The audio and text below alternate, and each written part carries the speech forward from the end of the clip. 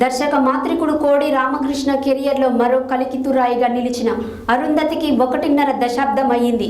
అప్పటి వరకు అందాల ప్రదర్శనకు మాత్రమే పరిమితమవుతూ వచ్చిన అనుష్కలో అభినయ సామర్థ్యాన్ని వెలికితీసి ఆమెకు కెరియర్ను టర్న్ చేసి చిత్రం అరుంధతి అనంతర కాలంలో అనుష్క నటించిన బాహుబలి, భాగమతి చిత్రాలకు బీజం వేసిన చిత్రంగాను అరుంధతిని అభివర్ణించవచ్చు.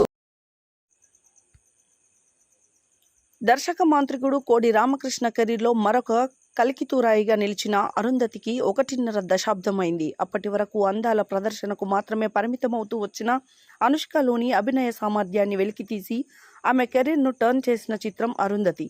అనంతర కాలంలో అనుష్క నటించిన బాహుబలి, భాగమతి చిత్రాలకు బీజం వేసిన చిత్రంగాను అరుంధతిని అభివర్ణించవచ్చు. అరుంధతి జేజమ్మ పాత్రలో అనుష్క కనబరిచిన అద్భుత అభినయం ఆ బాలగోపాలాన్ని అలరించింది. తెలుగు సినిమాకు గ్రాఫిక్స్, మాయాజాలాన్ని పరిచయం చేసిన దర్శక మాంత్రికుడు కోడి రామకృష్ణ తెరకెక్కించిన ఈ చిత్రం రాజం విడుదలై నేటికి 1.5 దశాబ్దం గడిచింది. 1 కాదు, 2 కాదు, ఏకంగా 7 నందులు కైవసం చేసుకున్న అరుంధతి సరిగ్గా 15 ఏళ్ల క్రితం ఇదే రోజు జనవరి 16, 2029లో విడుదలై తెలుగు సినిమా చరిత్రలో ఎన్నటికీ చెరగని ముద్ర వేసింది. అనుష్కకు స్పెషల్ జ్యూరీ నంది అవార్డు సొంతమయ్యేలా చేసిన అరుంధతి పశుపతిగా మెప్పించిన సోను సూద్కు ఉత్తమ విలన్, ఆర్ట్ డైరెక్టర్ అశోక్ ఉత్తమ కళా దర్శకుడు అవార్డులు గెలిచిపెట్టింది.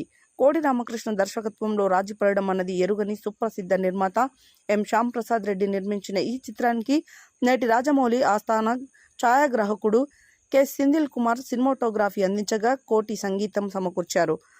మార్తాండ్ కె వెంకటేష్ ఎడిటర్గా వ్యవహరించారు.